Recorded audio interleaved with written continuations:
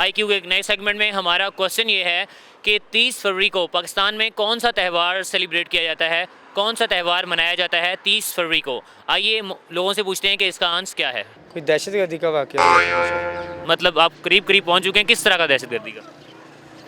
Army public school. Army public school वाला, वो तो आई थिंक 15 को हुआ था, 15 दिसंबर को।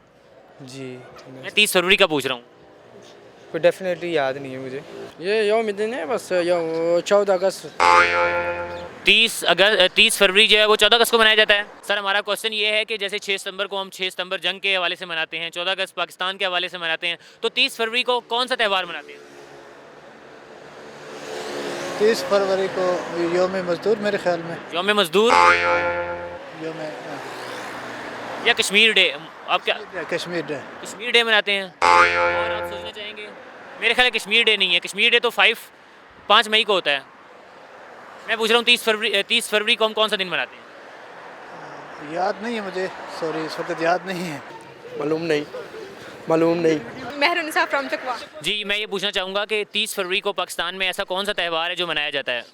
30 फरवरी नहीं होता? जी नाज़रीन, आपने देखा कि मुख्तलिफ लोगों ने इसके मुख्तलिफ जवाब दिए और आपको बताते चलें कि 30 फरवरी को पाकिस्तान में कोई त्यौहार नहीं मनाया जाता। क्यों नहीं मनाया जाता? क्योंकि 30 फरवरी तारीख होती ही नहीं है।